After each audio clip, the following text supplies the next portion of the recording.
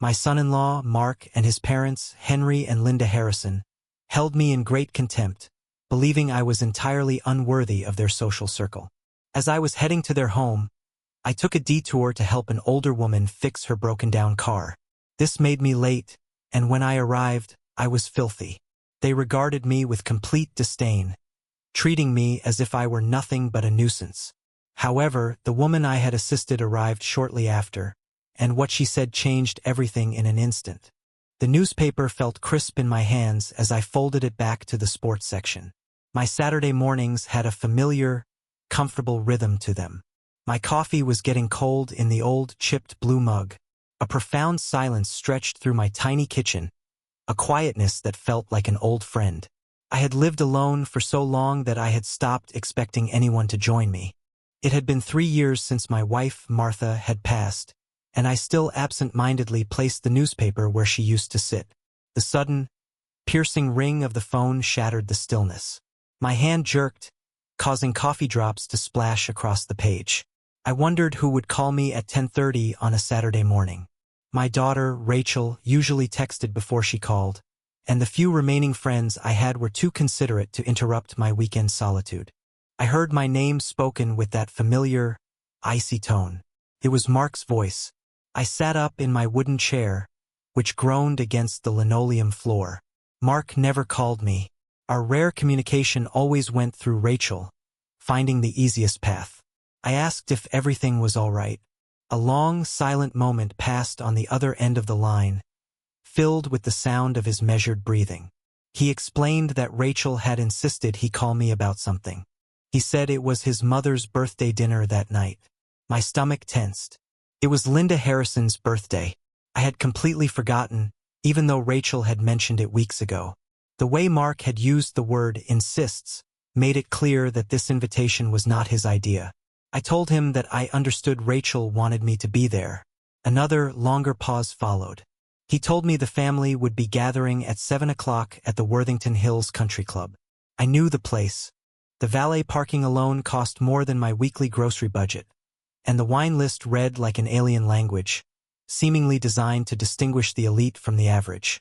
I looked around my own kitchen at the mismatched plates drying in the rack, the refrigerator humming its mechanical song, and the single coffee cup that had become my whole morning routine. Rachel's thoughtfulness was the only thing that mattered.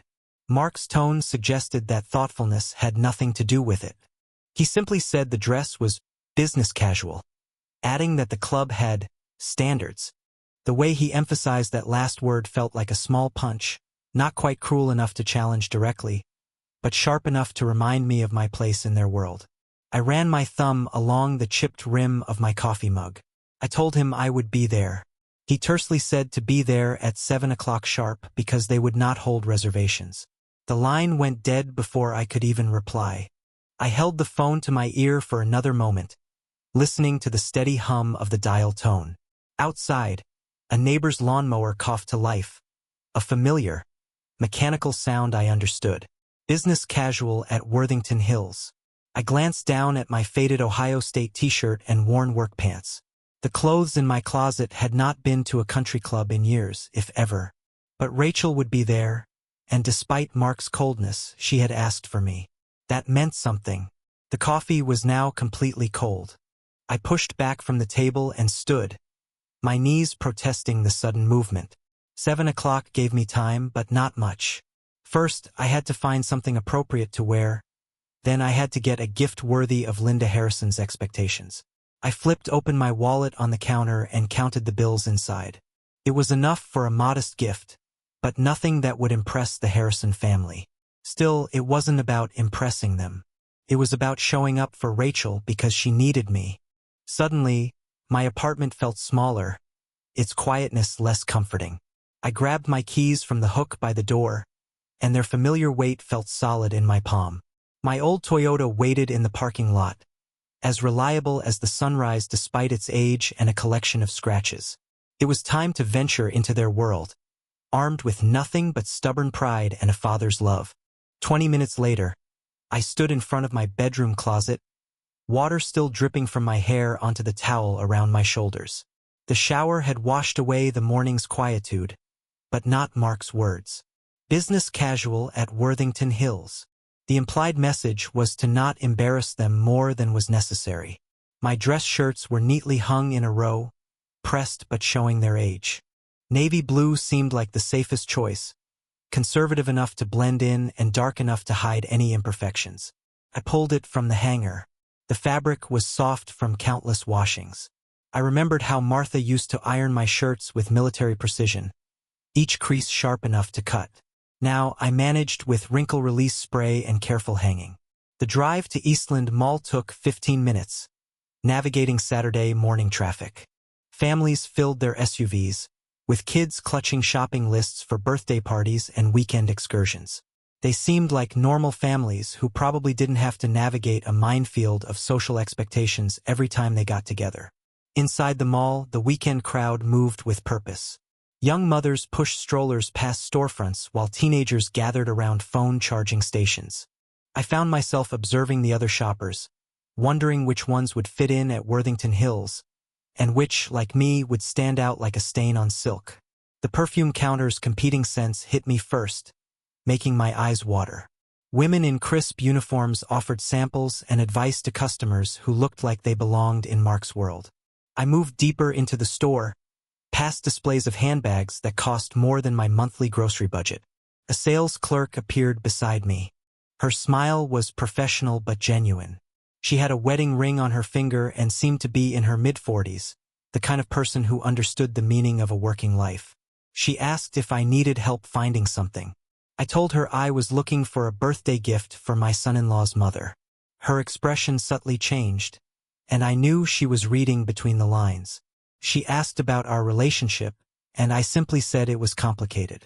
She nodded, understanding more than I had said. She asked for my price range, and I told her I was looking to spend between $50 and $75. She then led me toward a display of silk scarves and jewelry.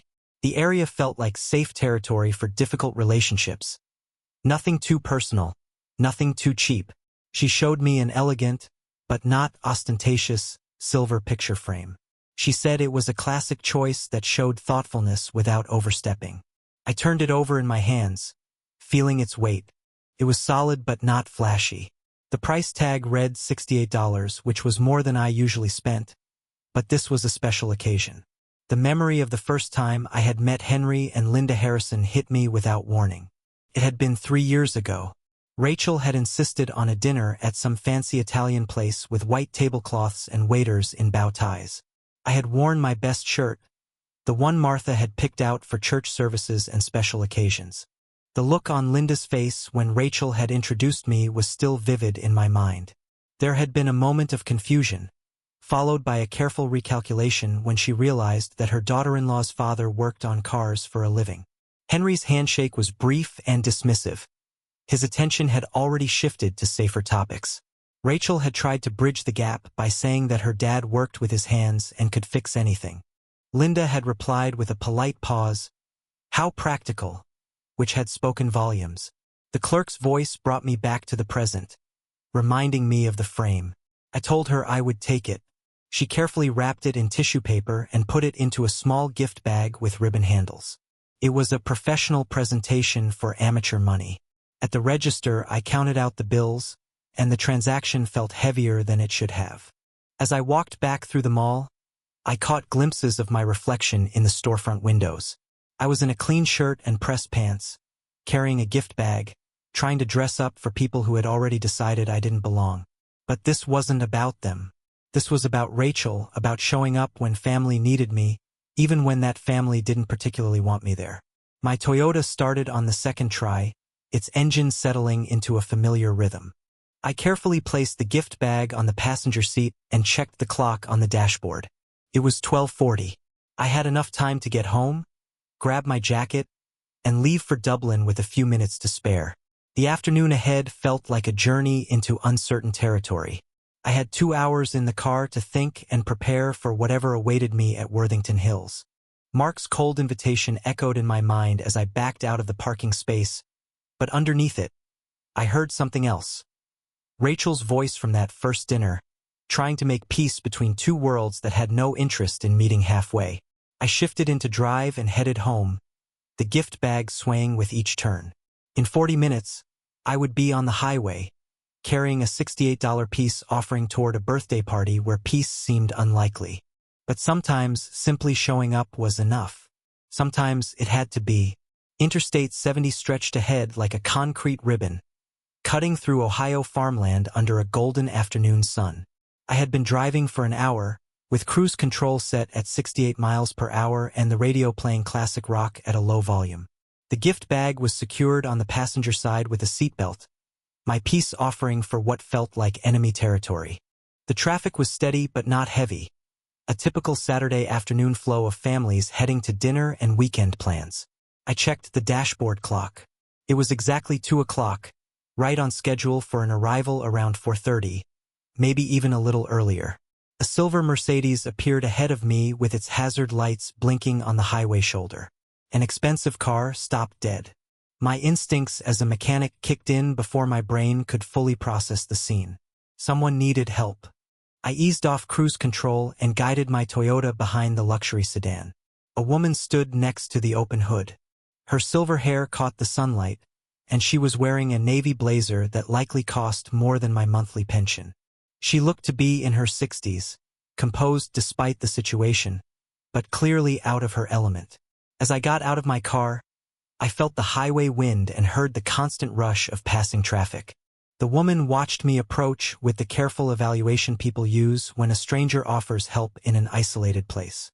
I asked if she had car trouble, staying far enough back to seem non-threatening. She explained that her engine had just died and that all the warning lights had come on at the same time. Her voice was educated and refined, with crisp consonants that spoke of private schools and country clubs. I moved closer, keeping my hands visible and my body language open. I introduced myself as Donald and said I used to work on cars professionally, offering to take a look. She hesitated for a moment, weighing her options. A lone woman on a highway deciding whether or not to trust a stranger. It was a smart caution. She introduced herself as Lauren Whitfield and said she would appreciate any insight I might have. Her handshake was firm and confident, the kind of grip that suggested someone who was accustomed to making deals in boardrooms. But at that moment, she was just another driver with a broken car. I asked her what had happened right before the engine stopped working. She described a strange, grinding noise from under the hood, followed by a spike in the temperature gauge, and then everything went silent. I nodded, already forming a diagnosis. It sounded like her water pump had failed. When they often go all at once and usually take the serpentine belt with them. Lauren's worried expression shifted to one of cautious relief. She asked if it was fixable there. I told her it depended on what else had been damaged and asked if she would mind if I grabbed some tools from my car. She stepped aside, gesturing toward the engine bay, and gave me her permission. My emergency toolkit was in my Toyota's trunk. It was filled with basic wrenches, pliers, electrical tape, and jumper cables. After 40 years of working on cars, I had learned to carry essentials wherever I went. You never knew when someone would need help.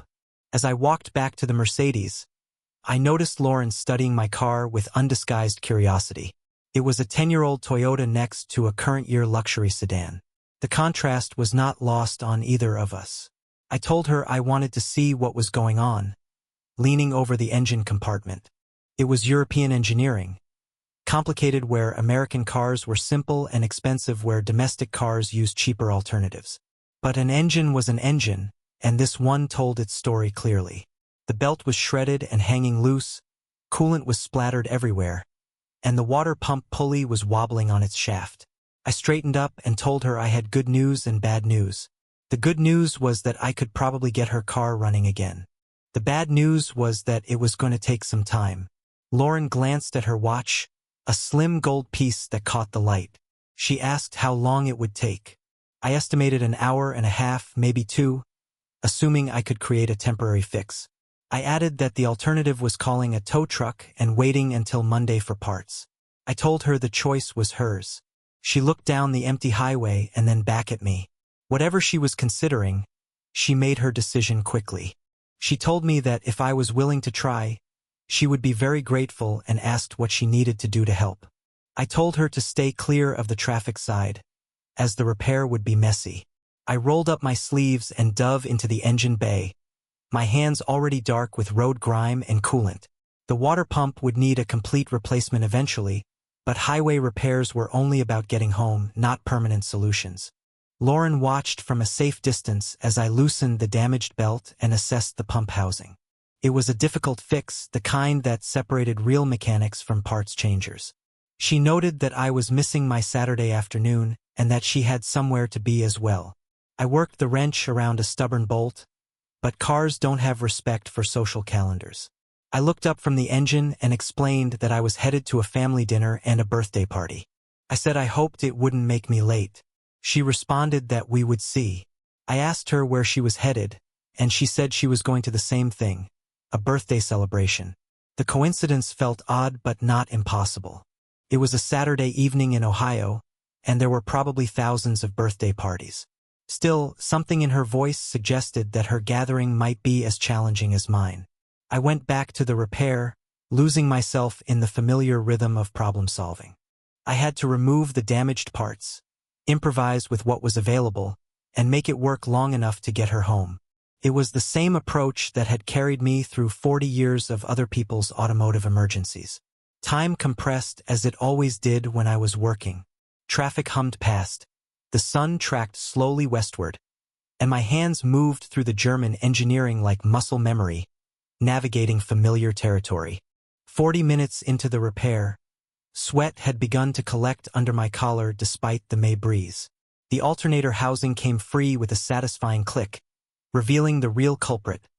Worn brushes and a seized bearing that had finally given up the fight. From her safe distance next to the guardrail, Lauren asked how long I had been working on cars. I wiped my hands on an old rag, examining the failed component, and told her I had started when I was 16, about 40-6 years ago. She commented that it was impressive, noting that most people our age were slowing down. I looked up and saw that she wasn't being condescending like Mark's family would be. She was genuinely curious. I said that cars kept me honest because you either fix them right or they leave you stranded. She agreed and said that was exactly what had just happened to her. I set the damaged alternator on my fender and reached for the spare one I kept in my emergency kit. I said it was a good thing I was old-fashioned about carrying backup parts. Lauren moved closer, studying the components with interest rather than impatience. She expressed surprise that I happened to travel with spare alternators. I explained that it was a rebuilt one I had picked up from a junkyard last month and cleaned up in the evenings. You never know when you'll need it. She said most people would just call roadside assistance. I commented that most people didn't know how to fix what broke and preferred to have others do it for them instead of learning to do it themselves. She settled against the guardrail, clearly in no hurry despite our shared time pressure, and agreed that there was a lot to be said for self-reliance. She said her late husband used to say the same thing, though in a different field, but with the same principle. I heard the past tense and the slight softening in her voice. I offered my condolences. She thanked me and said it had been 5 years but sometimes still felt like yesterday. As I worked the new alternator into position, I understood that particular kind of ache. I shared that I had lost my wife to cancer 3 years ago. She expressed her sympathy and noted that such a loss changes everything, particularly how you spend your time. I agreed that was certainly true. I returned to the alternator installation, tightening the connections with steady pressure. The repair was nearly complete, but something about our conversation made me slow my pace slightly. When was the last time I had talked to someone who had actually listened instead of just waiting for their turn to speak? I announced that I was almost finished, though part of me regretted the approaching end of our accidental partnership. Lauren's gratitude carried genuine warmth. She said I had been incredibly kind and acknowledged that I was now late. I responded that sometimes being late was worth it. I tested the belt tension one last time, satisfied with the repair, and was ready to see if it worked. She straightened up, a mixture of anticipation and nervousness in her expression. I climbed into the driver's seat of the Mercedes, my keys in hand.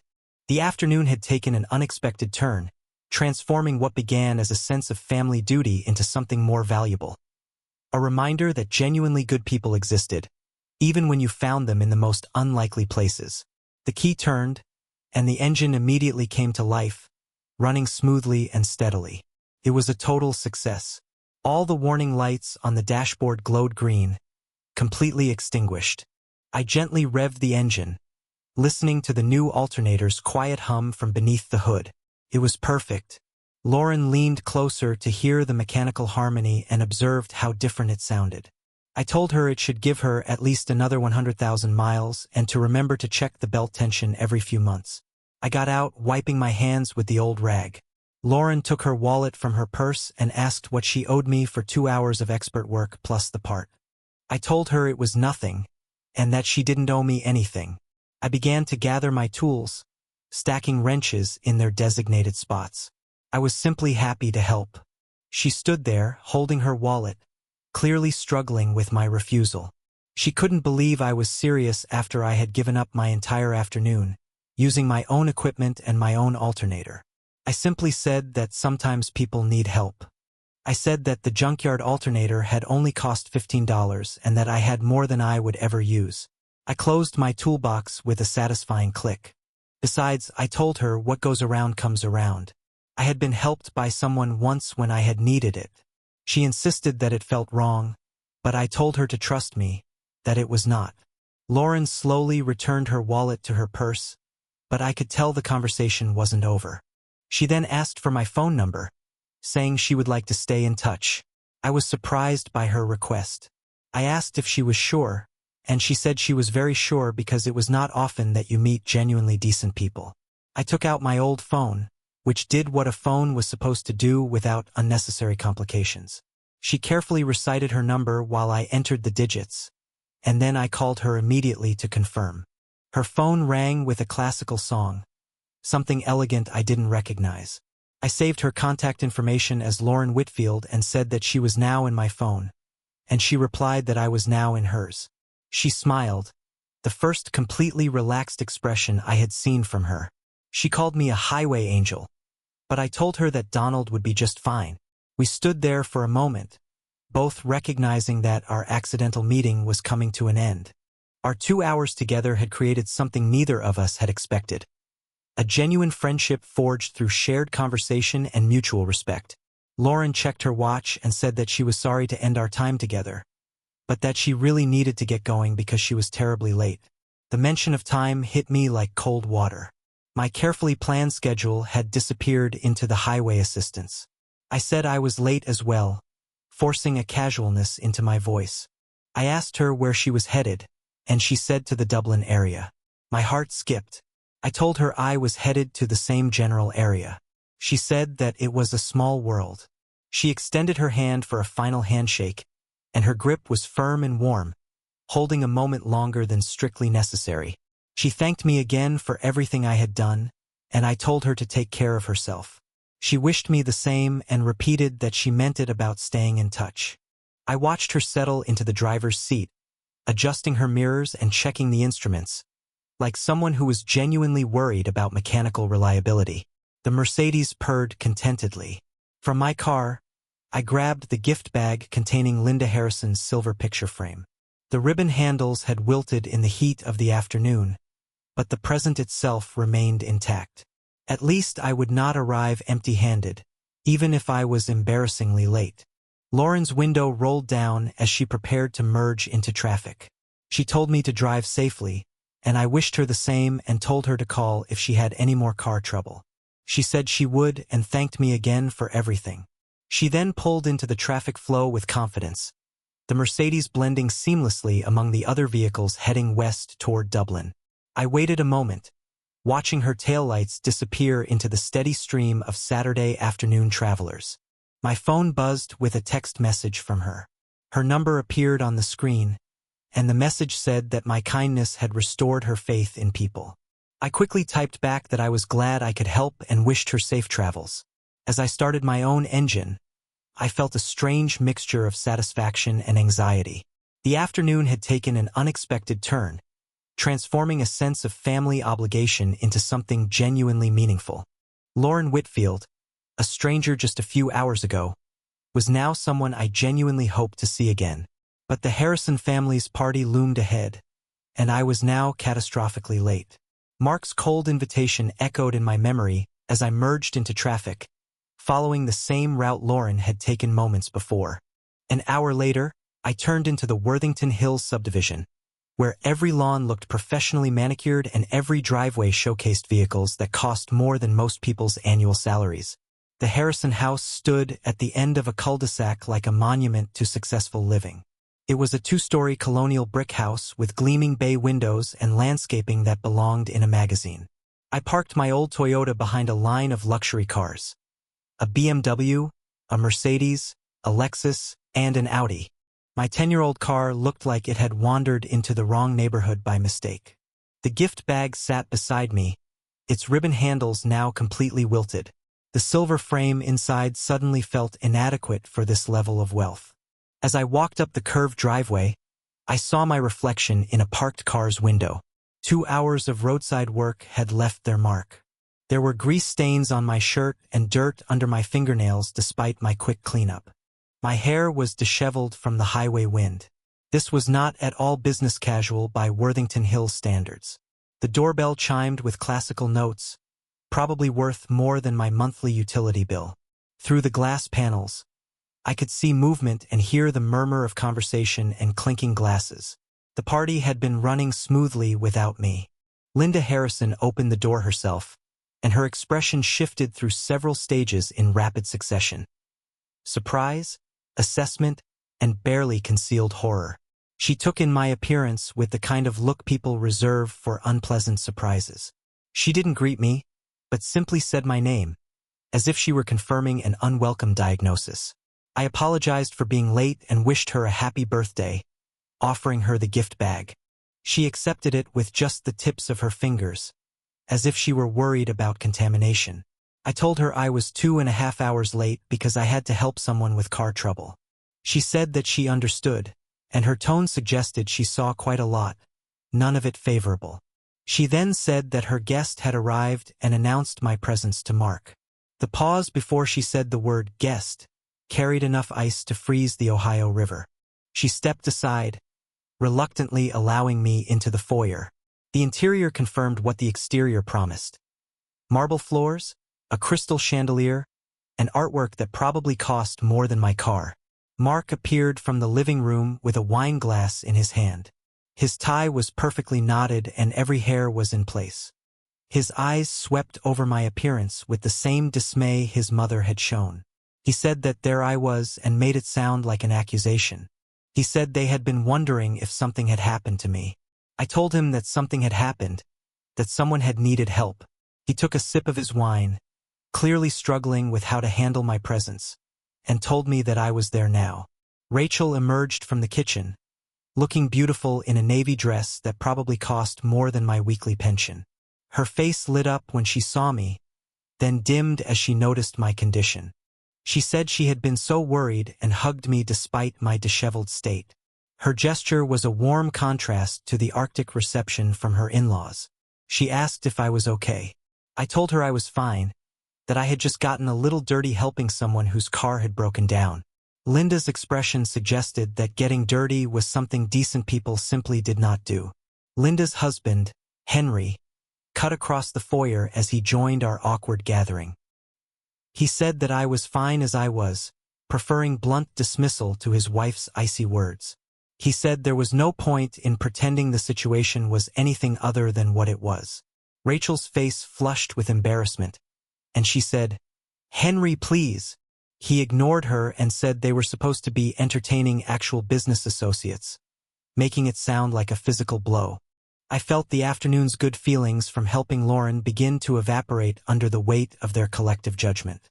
Rachel said that it was just car trouble and that her dad was just helping someone. Linda's smile could have cut glass as she replied that it was very characteristic of me to do so.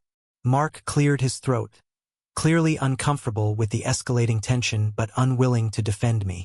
Henry's voice carried the authority of someone accustomed to being obeyed. He asked what we should do, and I knew what he meant. He wanted to pretend that my showing up looking like a garage mechanic was acceptable behavior.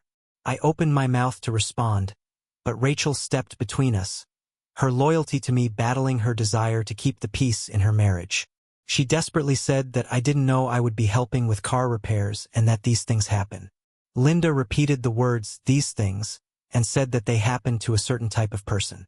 Her words hung in the air like smoke from a house fire, impossible to ignore and equally impossible to take back. Walking toward the living room felt like walking into enemy territory.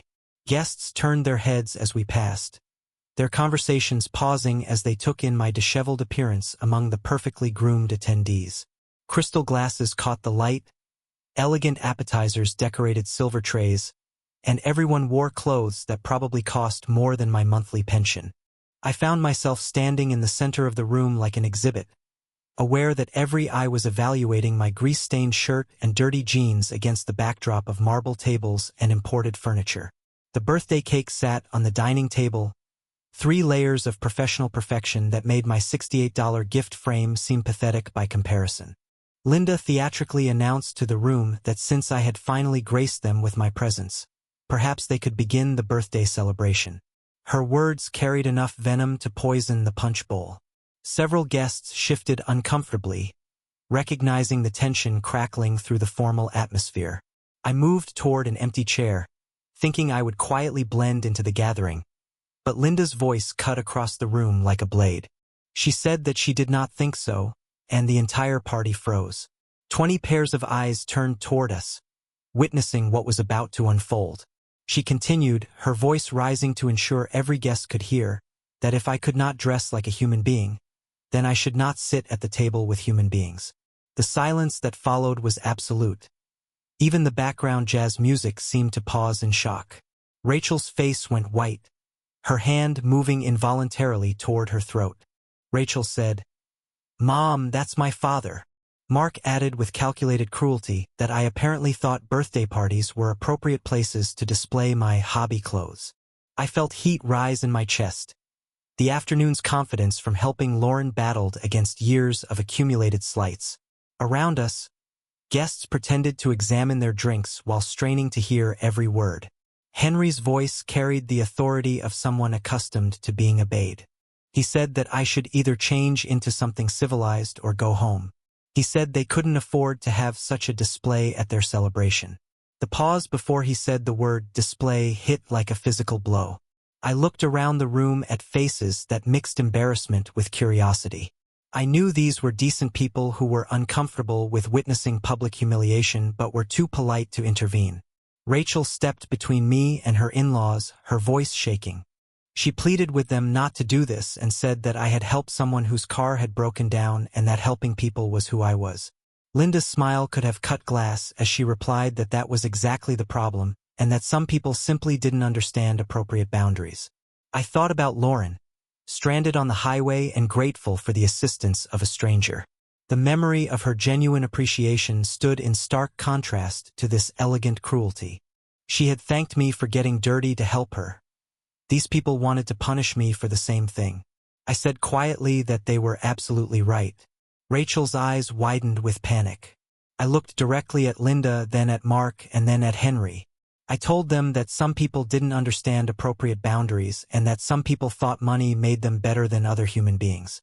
The room's atmosphere shifted as the guests realized the entertainment had just become something much uglier. I continued, my voice steady despite the rage building inside, that some people forget that character is not for sale. Linda's face flushed red, and she asked how I dared to speak to her like that. I replied that I dared because someone needed to tell them the truth. I reached into my pocket, pulling out my keys. I told them that if they wanted me gone, that was fine, but that they should remember that moment when they wondered why decent people avoided them. Rachel moved toward me, tears beginning to form. She begged me not to go. I gently touched her shoulder. I said it was exactly what it was, and that she deserved better than this. I turned toward the foyer, my dignity intact despite their efforts to destroy it. Behind me, I heard Linda's voice rising in indignation, Mark muttering something about typical behavior, and Rachel's soft crying. The doorbell chimed through the house, its classical notes cutting through the toxic atmosphere like music from another world. Through the front window, I caught a glimpse of silver paint and elegant curves. My breath caught. It was the Mercedes, the same luxury sedan I had spent 2 hours repairing on the highway, now sitting in the Harrison driveway like an answered prayer. Car doors slammed outside. They were expensive sounds, the kind that whispered of quality engineering and substantial investment. Confident footsteps approached on the circular drive, heels clicking against imported stone. Lauren Whitfield appeared at the front door, visible through the glass panels like an apparition of grace and composure. She looked exactly as I remembered, with her silver hair perfectly styled and her navy blazer immaculate, carrying herself with the quiet authority of someone accustomed to respect. Mark moved toward the entrance, his wine glass trembling slightly in his hand. Henry finished his sentence, his voice tight with sudden panic. "That must be the investor." My stomach dropped as understanding hit me like a physical blow. Of course. It was Lauren, the birthday party, the same gathering she had mentioned on the highway. Linda's face had gone white, her eyes darting between me and the approaching figure. She said she was early, that they weren't expecting her yet. The door opened before Mark could reach it. Lauren stepped inside with natural confidence, her gaze sweeping the elegant foyer before landing on the cluster of people in the living room. When her eyes found mine, her entire face lit up with genuine pleasure. She said my name with unmistakable warmth and moved toward me with the easy grace of someone genuinely happy to encounter an old friend.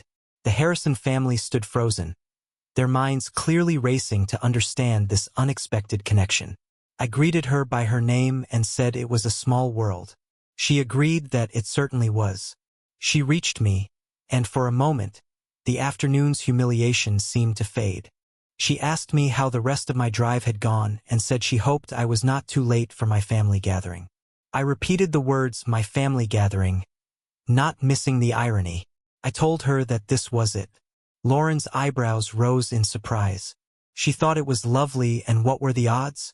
She turned to include the Harrison family in her smile, and I watched them struggle between their natural hostility toward me and their desperate need to impress her. Henry managed to say her name, his voice strangled with forced cheerfulness. He welcomed her to their home and said they were so honored to have her join them for Linda's birthday celebration. Lauren's tone remained gracious, but I caught a slight pause as she took in the tense atmosphere. She said she hoped she was not interrupting anything important. Linda stepped forward, her transformation from contemptuous hostess to fawning supplicant so rapid it would have been comical under different circumstances. Linda insisted that she was not interrupting and that they were just welcoming me to the party. Lauren's smile remained steady, but her eyes sharpened slightly. She said that I was a lifesaver that afternoon. She told them that her car had broken down on the highway and that I had spent hours getting her back on the road and had refused to take any payment. She asked if they could believe it. The silence that followed was profound. Every eye in the room moved between Lauren and me. The guests and family alike tried to process this revelation. Rachel's face showed dawning hope while her in-laws looked like they were watching their worst nightmare unfold in real time. Mark's voice cracked slightly. He said, "Hours." Lauren cheerfully confirmed that it had taken at least 2 hours. She told them that she was completely stranded until I had stopped to help, and that such kindness from a complete stranger was a rare thing to see these days. Henry cleared his throat, his businessman's instincts fighting with his growing panic. He admitted that I was very helpful. He made it sound like he was admitting to a character flaw. Lauren's head tilted slightly, her social radar clearly picking up the undercurrents she did not understand. She asked if everything was all right, her tone still pleasant but carrying an edge that suggested she missed very little. She said that there seemed to be some tension in the air. Mark stepped forward, his wine glass trembling in his grip, and said that they were just discussing appropriate attire for the celebration. Lauren's eyebrows rose slightly. She asked if he was referring to the clothes I was wearing. The temperature in the room seemed to drop several degrees. Every guest had stopped pretending not to listen, their conversations dying as they watched this elegant woman question their hosts. Lauren's voice carried a new quality I had not heard before, a quiet authority that demanded attention. She said that those were the clothes I was wearing while repairing her car that afternoon, and that they had gotten dirty because I had spent 2 hours helping a stranger on the highway. Henry cleared his throat, his businessman's instincts struggling against growing panic. He said that Lauren had to understand that they maintained certain standards. Lauren repeated the word standards, as if she were examining something unpleasant, and asked him exactly what he had said to me about my appearance. The silence stretched painfully. Rachel moved closer to me, her face flushed with embarrassment at her family's behavior being exposed to this impressive stranger. Linda managed to say that she had said nothing inappropriate, though her voice had lost its earlier venom. She said they simply suggested that perhaps I might feel more comfortable. What did you say? Lauren's voice cut through the excuse with surgical precision. I felt compelled to speak. It's fine, Lauren. I really should probably go anyway. No. She turned to me with a look that brooked no argument. It's not fine. What exactly did they say to you? Before I could answer, Mark's wine glass finally slipped from his shaking fingers, shattering against the marble floor with a sound like breaking promises. Red wine spread across the white stone like blood. They said, I couldn't sit at the table with human beings, I said quietly. The words hung in the air like an indictment. Several guests gasped audibly. Lauren's expression didn't change, but something shifted in her posture, a straightening that made her seem suddenly taller, more formidable. I see. Her voice carried the chill of winter mornings. And this is how you treat someone who spent his afternoon helping others. This is your definition of appropriate behavior. Henry began desperately. Mrs. Whitfield, please understand. Lauren said, Oh, I understand perfectly. She moved to stand beside me, her presence like armor against their cruelty. I understand that Donald sacrificed his afternoon to help a stranger, arrived late to your party because of his kindness, and was told he wasn't fit to sit with human beings. Linda's face had gone chalk white. She said, We didn't mean. But Lauren cut her off. You meant exactly what you said. Now, let me be equally clear about what I mean. She looked around the room, ensuring every guest could hear her words. Either Donald sits at this table with the respect and dignity he deserves, or I walk out that door immediately. The silence that followed was absolute. 20 pairs of eyes watched the most elegant woman in the room deliver an ultimatum to her hosts. Henry's mouth opened and closed like a fish gasping for air. Mark whispered, You don't understand. Our reputation, our standing in the community. Lauren laughed, but it held no warmth. Your standing? Your standing is determined by how you treat people when you think no one important is watching. And I've been watching. She turned to address the room. I've seen more character in this man's little finger than exists in this entire household combined. Anyone who disagrees is welcome to leave with the hosts. Not a single guest moved toward the door. Rachel stepped forward, tears in her eyes. Miss Whitfield, I'm so sorry. This isn't how I wanted this evening to go. Lauren's tone softened only for Rachel. The apology should come from your husband's family, dear. You're not responsible for their choices. Henry and Linda exchanged desperate glances. Their birthday celebration had become a moral tribunal, with their most important guest serving as judge and jury. Of course, Donald is welcome at our table, Henry said finally, his voice hollow with defeat. We were just concerned about his comfort. Lauren's sarcasm could have frozen the wine. How thoughtful. Then let's proceed to dinner, shall we? Donald, would you do me the honor of sitting beside me? I looked at her, this woman who had appeared like an answer to prayer, transforming humiliation into vindication with nothing but moral authority and unshakable dignity. I'd be honored, I said. 20 minutes later, we sat around the Thompson family's mahogany dining table, an awkward assembly of forced civility and underlying tension. Lauren had positioned herself where she could observe everyone, while I found myself in what was clearly the seat of honor, a position I'd never expected to occupy in this house. The meal service proceeded with painful politeness. Linda carved the birthday roast with surgical precision, her movements sharp and controlled. Mark poured wine with hands that still trembled slightly, while Rachel attempted normal conversation about the weather and local events. Henry, meanwhile, couldn't seem to stop talking. We're so pleased you could join us this evening, Mrs. Whitfield, he said for the third time, sawing at his beef with unnecessary vigor. Your reputation in the investment community precedes you. Lauren raised an eyebrow. Does it? Oh, absolutely. When we heard you were considering our proposal. Well, Henry's voice trailed off as he realized what he'd said. The silence that followed was deafening. Every fork stopped moving. Every glass paused halfway to lips. Henry's face went the color of the spilled wine that stained the foyer floor. Your proposal. Lauren's tone remained perfectly neutral, but I caught the sharp intelligence behind her question. Henry attempted damage control, but the words tumbled out faster than he could control them. He said it was the expansion opportunity for Thompson Construction, the commercial development project they had submitted to her firm last month. Understanding hit me like a physical blow. Lauren wasn't just some elegant woman who happened to be at their party. She was their potential investor, the person who could make or break Henry's business, the woman whose approval they desperately needed, and they had just spent the evening treating the man who'd helped her like garbage. I see. Lauren set down her fork with deliberate care.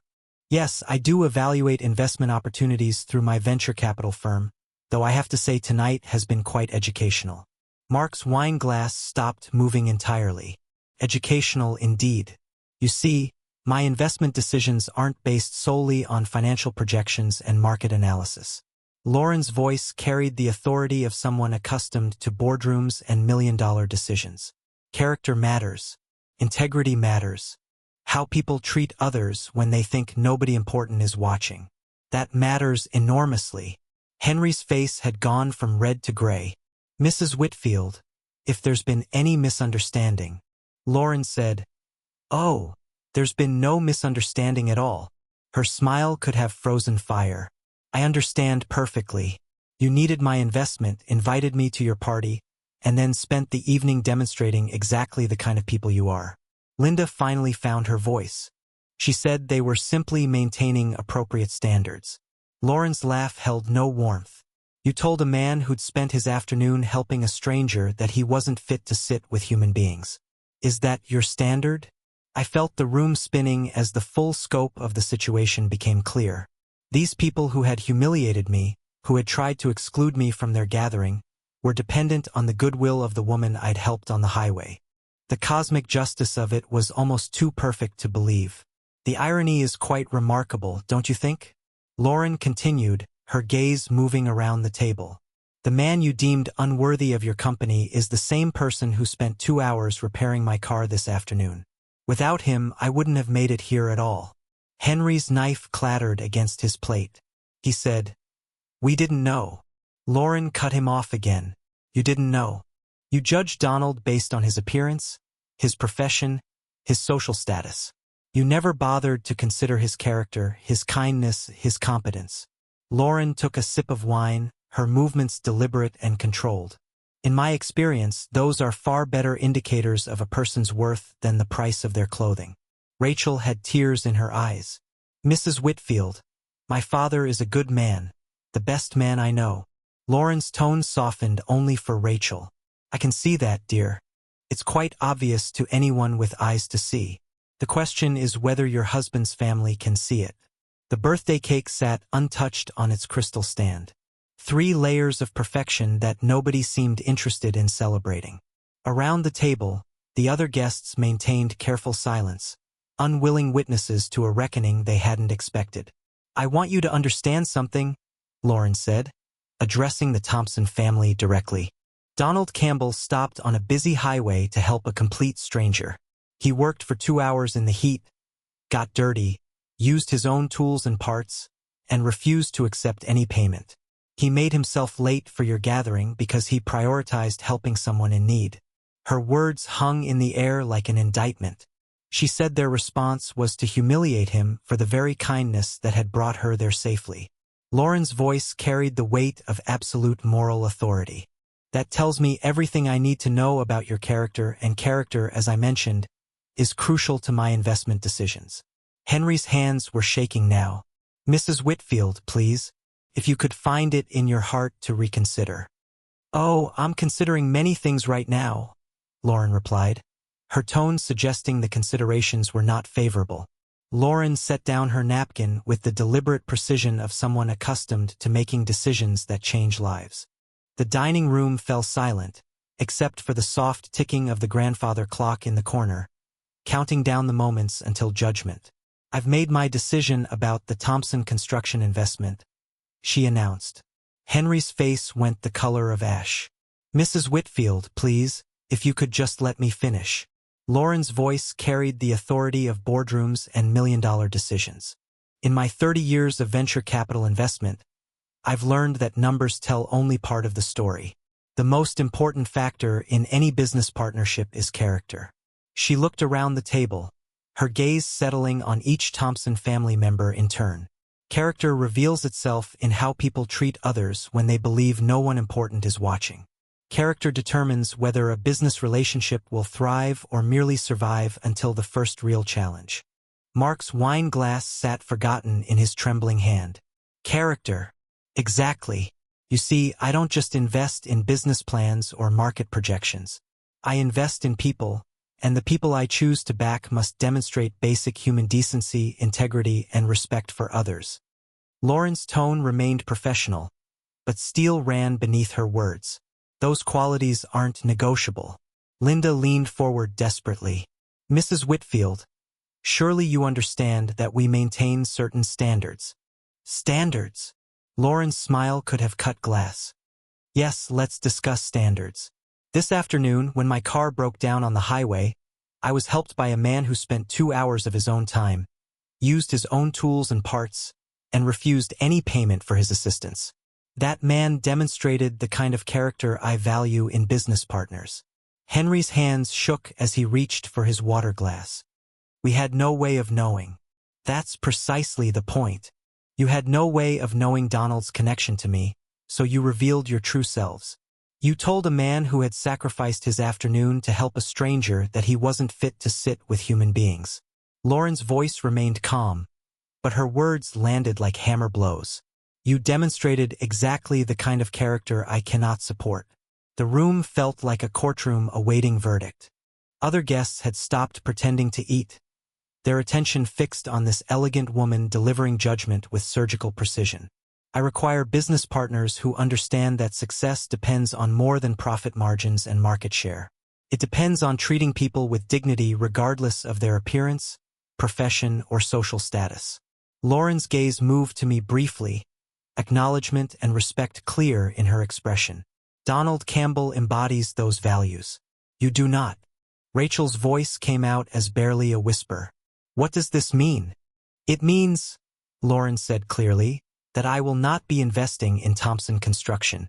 I cannot, in good conscience, support a business led by people who lack basic human decency."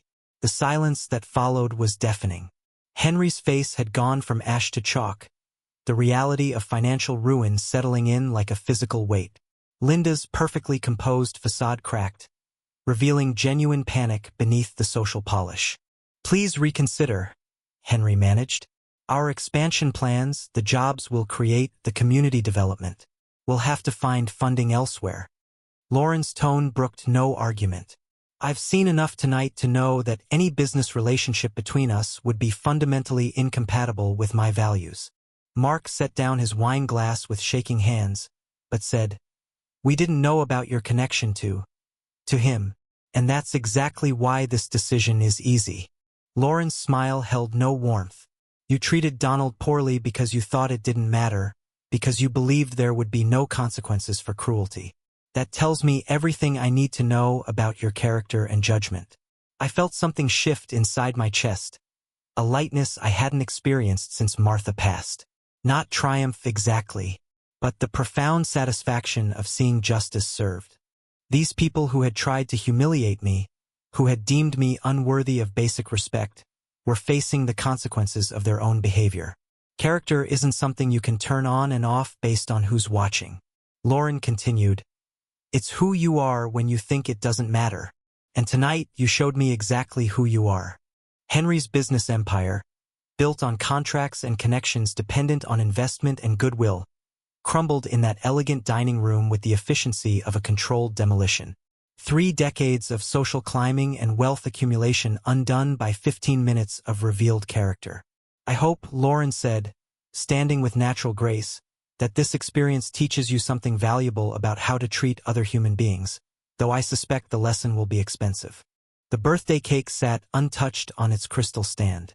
3 layers of celebration that no one had any appetite to enjoy. Standing in the foyer 10 minutes later, I retrieved my jacket from the closet while Lauren gathered her purse. The Thompson house felt like a crime scene now. Beautiful surfaces hiding the wreckage of exposed character and collapsed dreams. Rachel appeared beside me, her eyes red from crying. "Dad, I'm so sorry. I never wanted." "I know, sweetheart." I pulled her into a gentle hug. "None of this is your fault. You're caught in the middle of something you didn't create. What am I supposed to do now? Be yourself. That's all any of us can do." I kissed her forehead. "You're better than this, Rachel. Don't let their bitterness change who you are." Lauren waited patiently by the door. Her presence was a calm anchor in the emotional storm. When I finished speaking with Rachel, she stepped forward with natural grace. "Lauren," I said, surprising myself with my boldness, "would you like to get some dinner? I know a place nearby that serves decent food without requiring a trust fund." Her smile was the first genuine warmth I'd seen all evening. "I'd like that very much." We left the Thompson house behind, walking into the cool May evening air that felt like freedom after hours of social suffocation. My Toyota sat between 2 luxury cars like a reminder that authenticity existed among artifice. "Your car or mine?" Lauren asked, amusement dancing in her eyes. "Mine's probably more reliable," I said, thinking of the alternator repair that had started this entire adventure. During the short drive to Miller's Steakhouse, a local place where the food was excellent and the pretension non-existent, we talked about everything except the evening's drama. The weather, Ohio traffic, the way spring looked different when you'd lived long enough to appreciate seasons. Miller's welcomed us with warm lighting and the comfortable buzz of genuine conversation. We settled into a corner booth where red vinyl seats had been worn smooth by decades of honest meals and real relationships. "So," Lauren said after we'd ordered, "this has been quite a day." That's one way to put it. I reached for my water glass, still processing the evening's transformation. "I woke up this morning, dreading a birthday party. Now I'm having dinner with someone who completely changed my perspective on everything. The universe has a sense of humor, doesn't it?" She leaned back against the booth. "I've spent 30 years evaluating people for business partnerships. Usually takes months of research, background checks, financial analysis. Today I learned everything I needed to know in 2 hours on a highway. Our meals arrived. Simple steaks and vegetables, the kind of food that satisfied without needing to impress. We ate slowly, conversation flowing with the ease of people who'd discovered unexpected compatibility. "Can I ask you something?" I said, cutting into my steak. "Why does character matter so much in your business decisions?" Lauren considered the question while she chewed thoughtfully. "Because everything else can be taught or hired. Market knowledge, financial skills, operational expertise, you can bring in consultants for those, but character, integrity, the way someone treats others when they think it doesn't matter." She shook her head. "That's who people really are. And I've learned that bad character eventually destroys everything else. The Thompson family learned that lesson the hard way tonight. They'll survive," Lauren said without malice. "Henry will find other investors, though probably not on terms as favorable as mine would have been. Linda will adapt her social status to match their reduced circumstances. Mark will keep his job and perhaps learn something about choosing sides. And Rachel will be fine. She has something her husband's family lacks, genuine kindness. That'll carry her through whatever comes next." We talked for nearly 2 hours, covering everything from business philosophy to family history to the small pleasures that made life worthwhile. Lauren had grown up in modest circumstances, built her success through careful judgment and hard work. She'd been married for 35 years to a man who died of cancer, leaving her wealthy but lonely in ways that money couldn't address. "Friends become more precious as we get older," she said as we finished our coffee. "Real friends. People who see who you actually are and like you anyway. I'd like to be that kind of friend." "You already are." Walking to our cars in the restaurant parking lot, I felt something I hadn't experienced since Martha died. genuine optimism about the future. Not because of the evening's vindication, though justice felt good after years of being judged by the wrong criteria, but because I'd found someone who valued the same things I did. "Donald," Lauren said, stopping beside her Mercedes, "I want you to have my personal phone number, not the business line, my actual number. Call me when you want to talk to someone who appreciates good character over good appearances." I programmed her number into my phone, right below Rachel's contact information. "You realize you're going to hear from me regularly. I'm counting on it."